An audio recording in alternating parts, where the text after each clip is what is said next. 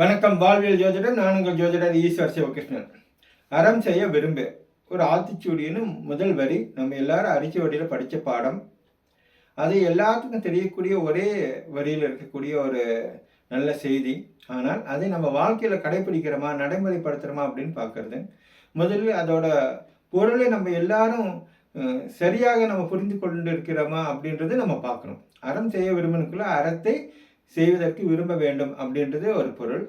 ஆனால் அறம்னா என்ன அப்படின்னு நிறைய பேருக்கு ஒரு கேள்வி எழும்.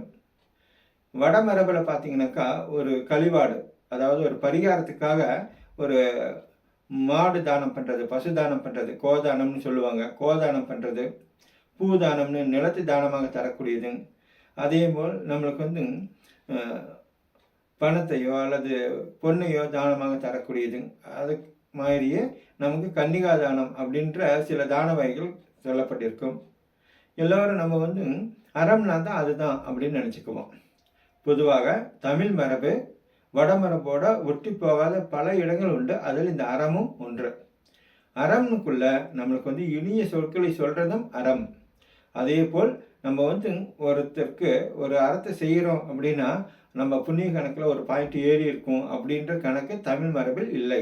அதனால்தான்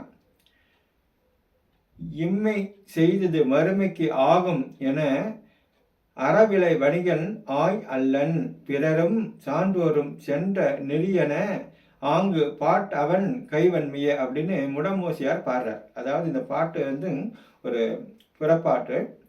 அதில் இருக்கக்கூடிய ஒரு செய்தி என்னன்னு பார்த்தீங்கன்னாக்கா, நம்ம இப்போ செய்யக்கூடிய ஒரு செயல் அறமானது நம்மளுக்கு மறுமையில் சொர்க்கத்தில் போகிறதுக்கு நம்மளுக்கு இடமளிக்கும், அதில் நம்மளுக்கு பயன் கிடைக்கும் அப்படின்ற எண்ணத்தில் ஆய் அப்படின்ற ஒரு கடையளு வள்ளல்ல ஒருத்தர். அவர் அறம் செய்வதல்ல, அவர் சான்றோரும் எல்லோரும் சொல்லியிருக்கிறாங்க, நம்மகிட்ட பொருள் இருக்குது, அடுத்தவங்களுக்கு தேவை, அதை ஈகை மனத்தோட கொடுக்கணும் அப்படின்ற நல்ல நெறி.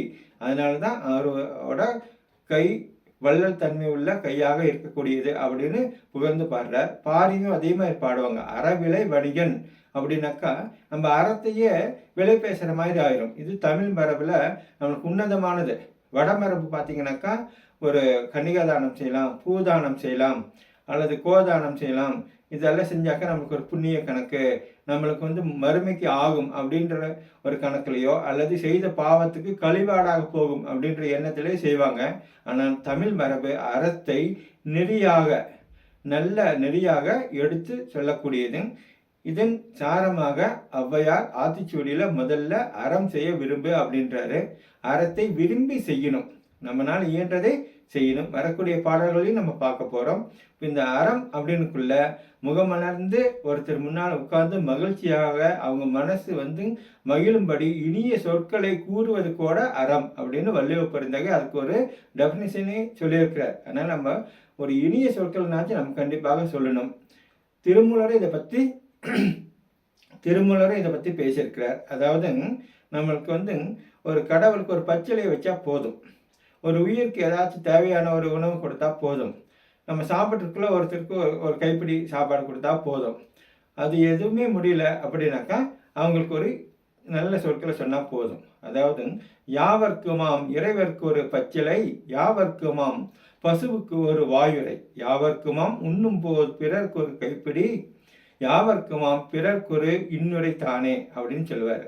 இப்போ நம்ம ஒவ்வொரு செய்தியிலையும் பார்த்தீங்கன்னாக்கா அறம் வலியுறுத்தப்படுகிறது.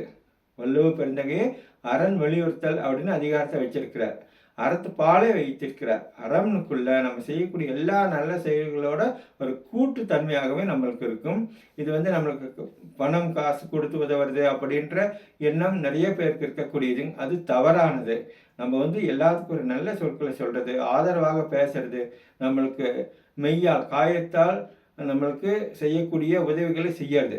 அதாவது உதவி அப்படின்னுக்குள்ளவே நம்ம பேசிட்டு போனாக்கா தமிழ் மொழியில் இருக்கக்கூடிய செய்திகள் அப்படியே நமக்கு விரிஞ்சுக்கிட்டே போகும்.